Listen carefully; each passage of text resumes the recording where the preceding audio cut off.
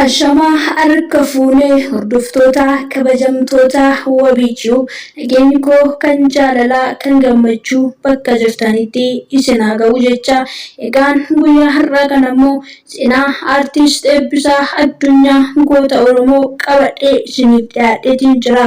Egaan hanga xumura qophii keenyaatti like, share, subscribe gochuutiin na jajjabeessaa naamsa kooti.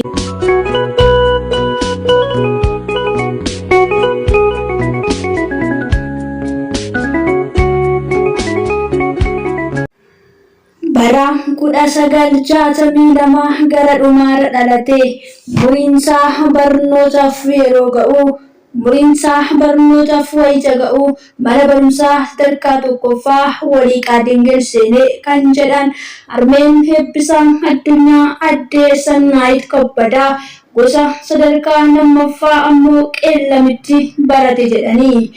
Maatirikii fudhatee hotuu qabxii eeggataa jiru fulbaana keessaa waraanni keenya waboon dhufanii jennaan isaanitti makame jedhanii.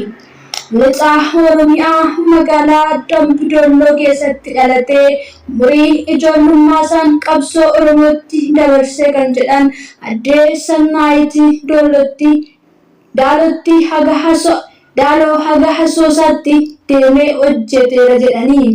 Boodaas gara magaalaa Finfinnee deemee sirboota qabsoo Oromoof hundaa'ee ta'an hedduu otuma shaakaluu gara Booranaatti ramadamee ture jedhu. Booranatti ergamasaa bahee booda Finfinneetti deebi'ee hiriyoottan isaa walii otuu sirboota qabsoo hojjetanii wayita haalli rakkisaa ture sana keessatti lubbuusaa dhabee wayita sanallee an duubatti hin jedhu naan jedhaa ture jedhanii. Hacuuccaa uummata Oromoorra ga'aa tureef onnee guutuudhaan qabsaa'aa ture kan jedhan Addee Sannaayit ergaa isaan biraa deeme illee itti deddeebi'anii biratti deebisuuf yaalanii inni garuu kaayyoo isaarraa duubatti deebi'uu hin barbaanne jedhanii.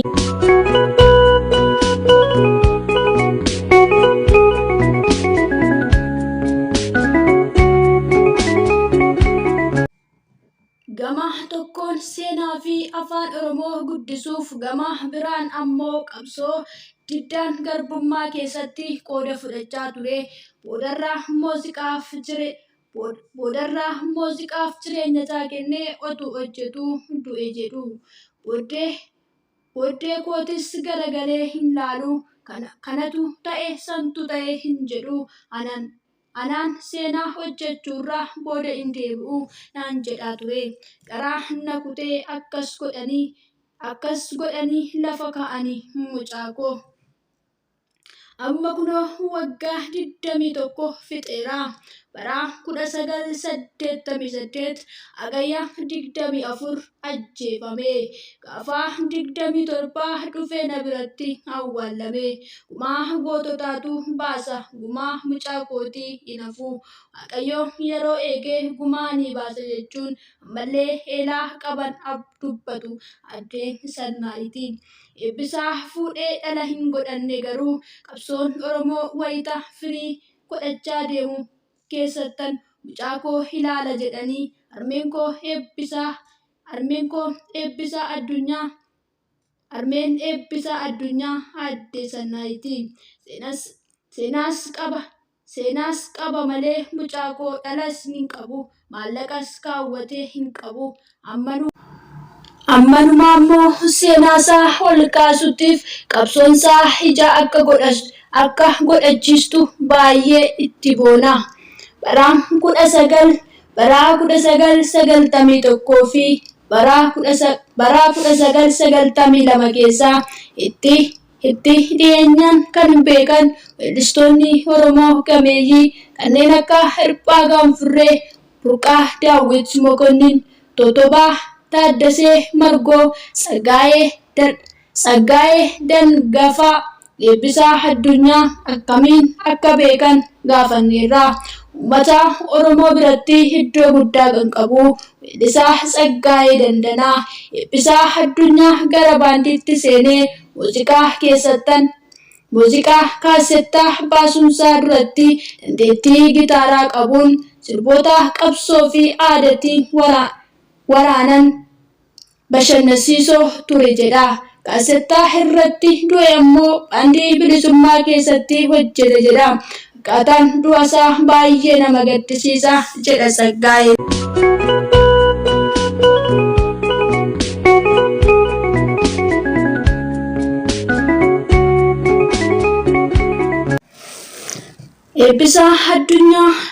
Eebbisaa Addunyaa waliin bara 1991 waajjira waboo akka wal beekan kan dubbatu Tsaggaayeen akkaataa Eebbisaa Addunyaa itti du'e waan itti dhiyeenyaan beekuuf nutti himeera.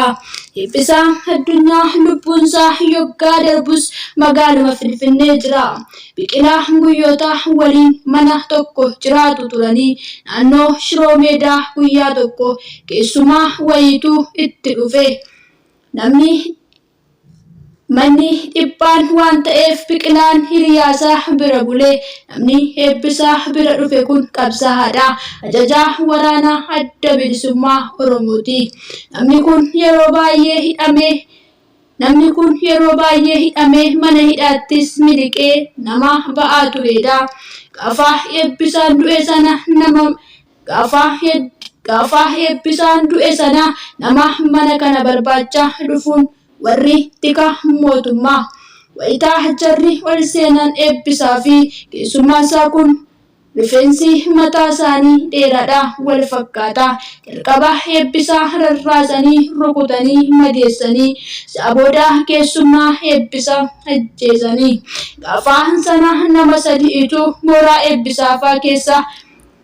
Eebbisaafaan keessa jiraatan keessatti du'e. Isaanis mucayyoo jalqabaa balbala mooraa bante Eebbisaa fi keessummaa Eebbisaati.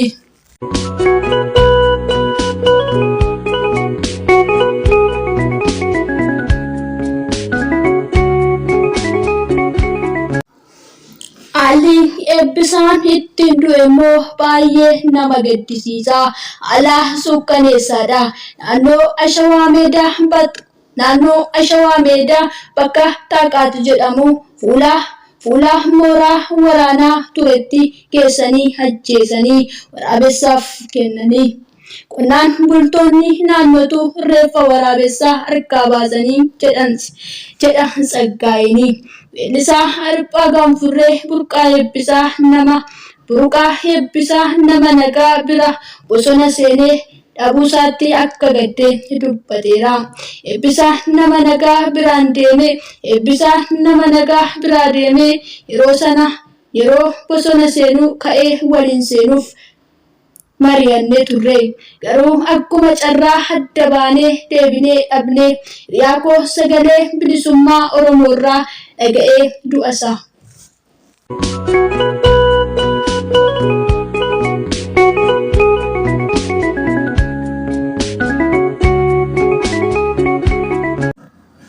Nama baay'ee jabaa ture. Onneedhaanis dandeettii muuziqaatiinis goota ture.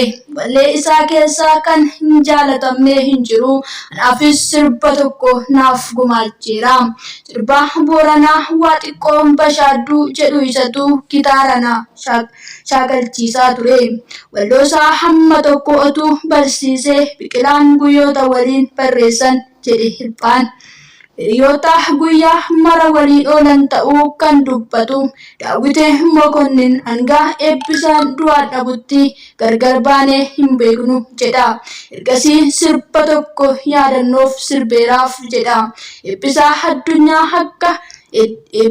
Addunyaa akka qabsaa'aatti beeka. Muuziqaas baay'ee jaallata. Eebbisaan gitaara qaba. Gitaara isaa irratti hojjenna. Yeroo hundaa wal argina Eebbisaa wajjin. Anii fi taphattoonni gitaaraa Eebbisaarraa ergifannee qophii cidhaafaa irratti ittiin weellisnaa deebisnaafi jedha Daawiteeni. torban eebbisaan du'e sana hundi keenya namni tokko maallaqa hin qabnu turre. Kanaafuu eebbisaan maallaqa wa'ii biyya alaatii waan nuuf ergameef isiniin affeereera jedhee sanbatatti nu beellame. Akkasitti gargar gallee guyyaa beellamaa sana garuu eebbisaaf du'a dhageenye. Edaa inni guyyaa kamisaa akkas du'e jechuu dhageenye jechuun yaaddoo guddaan guutamnee nutti himeera Daawiteeni. Rifeensa isaa hospitaalatti ilaaluuf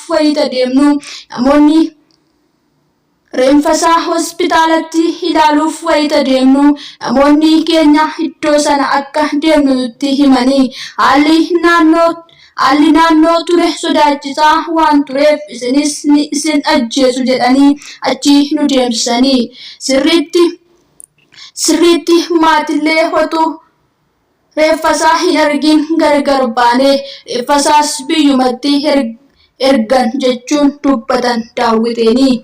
Wayitaa sana keessatti maqaa aan dhufeen jira jedhamuun beekamu hojjechaa jiraachuun akka dubbatu Daawiteen ergaa albama xumuree sirba tokko keessaa baasee sirbii ittiin eebbisaan yaadatu keessaa buusus dubbata. Garuu maal godhaa otuun sirbuun bo'uu eebbisaa yaadatee keessi koo bo'aa jechuun sirbee.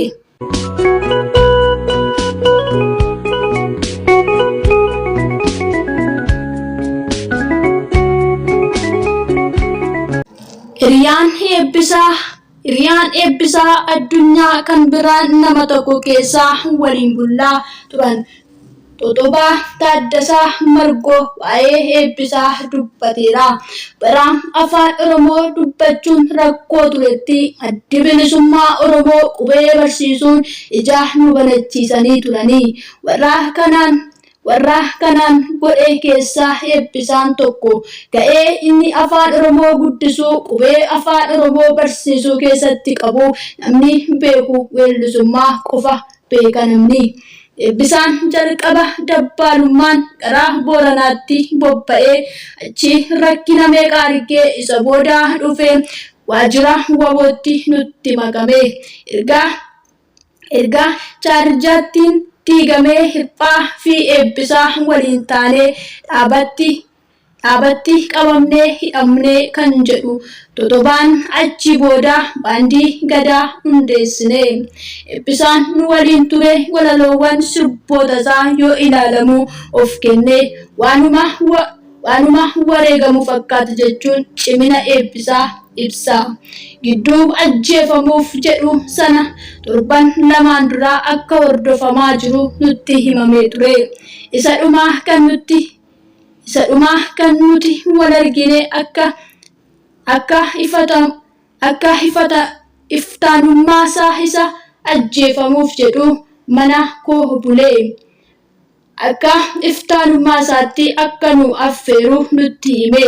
Guyyaa sana cidha wayitu ture. Eebbisaanis cidha sanarratti hin argamin hafe. Isaa booda qophuma sanarratti oduun gaddaa nu qaqqabe. Eebbisaan ajjeefamuusaa. Wayitaa achi deemnaan iddoo sana harkisanii fuudhanii deemanii gataniiru nuun jedhanii. Yeroo boodammoo hospitaala Minilikitti argameera jedhanii jechuun haala suukkaneessaa eebbisaan ittiin du'e ibsaan totobaanii.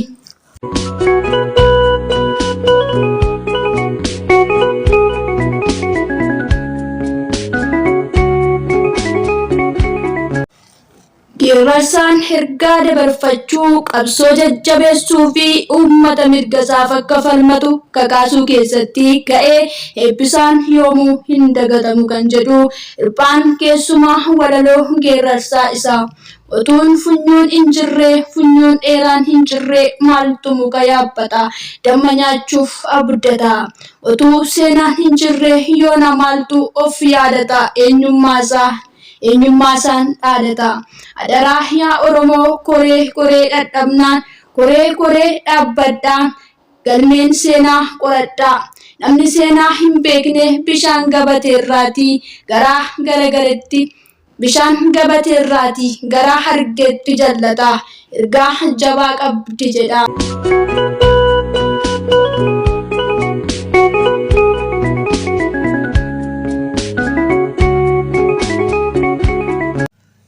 Sirbisaa kan diinaa baay'ee cabseedha. Yeroo sana dabalees weellistoota ture.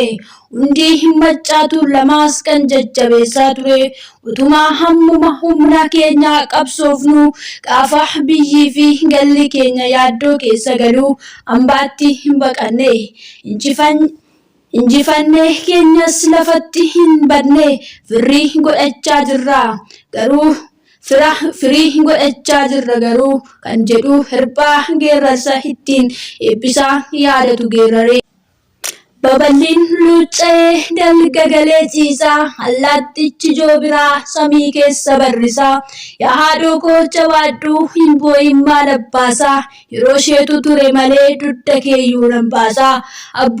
Abbaabbuu koo hin yaadinii ilmi koo du'e jettee inni isaaniif kan roobe nuun karfaffaa useete. Inni isaaniif roobe nuun karfaffaa useete.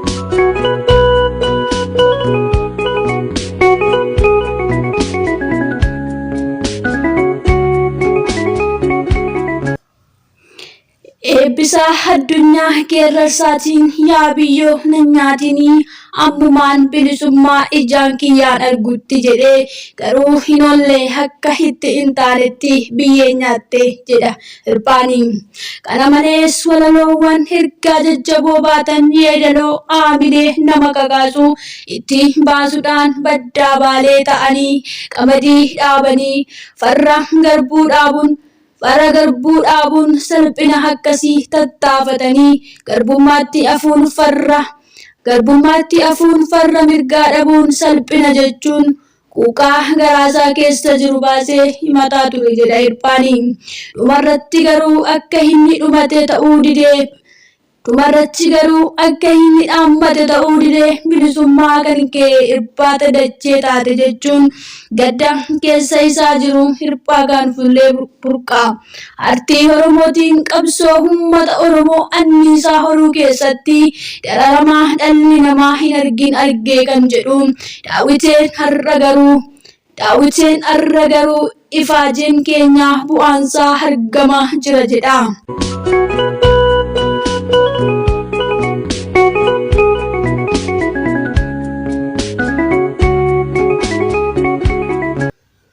Eebbisaan wayita mana koo bule sanaa kofoo koo gurraacha tokko fudhatee uffatee kun kanuma kiyya ofitti hin buusu jedhee anis uffadhu jedheen akkanaan na biraa deeme.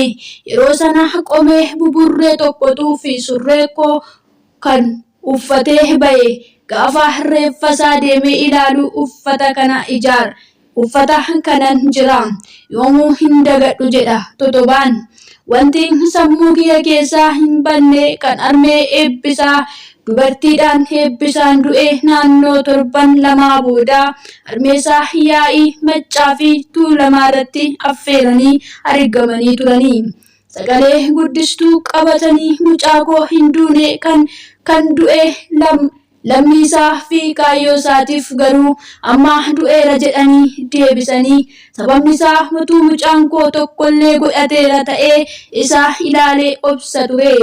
Amma garuu dhala waan hin qabneef Eebbisaan du'eera jennaan hunduun wayita boo'uu haasaa dhaabanii addaan kutan jechuun waan yaadatu dubbata Totobaanii. Artiist Eebbisaa Addunyaa nama ija jabeessaa goota dabee lulee namaa gara laaffessaa fi dhala namaa hundaaf waan gaarii yaadu fuula duratti waan gargaarsa nama ofitti amanamummaan dubbatu ture jedhu hiriyoonni isaa fi maatiin isaa.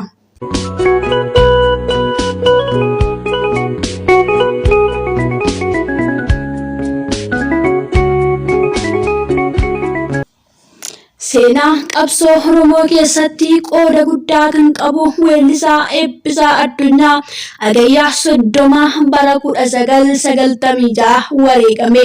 Sirboota qabsoo uummata Oromoo duraanuu jabeessan hedduun gumaacheera Eebbisaanii. Kana malees sirboota adda addaa kan jaalalaa geerrarsaanis ni beekama jedhu hiriyoonni isaa. Seenaa Eebbisaa kan hanga ammaatti dubbatamee ga'ee inni afaan Oromoo guddisuu keessatti gumaacheedha. Aadaa geerrarsaa maaliif dhufe? Baandii Gadaa deebisnee ijaaruuf jirra. Ogummaa gitaara walaloo fi jajjaboo haamilee uummataa cimsanii fi dhuunfaadhaanis qabsoo keessatti nama qooda fudhateedha. Eebbisaan qabsoo Oromoo keessatti aarsaa barbaachisu kaffaluuf kutataa akka ture yeruma sumayyuu argaa turre jedhu artistiin Oromoo isa beekaanii.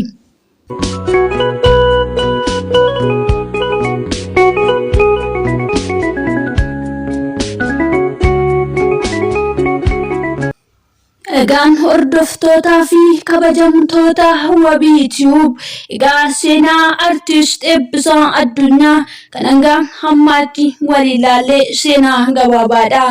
Egaan artist Eebbisaa Addunyaa goota jabaa qabsoo Oromoo keessatti akkasuma aartii Oromoo keessatti nama gumaacha guddaa gumaateedha. Egaa artist Eebbisaa Addunyaa lubbuusaa Waaqayyo nuuf amaaru biyyoon itti salphattu wallisaa daadhiin guutu jenna.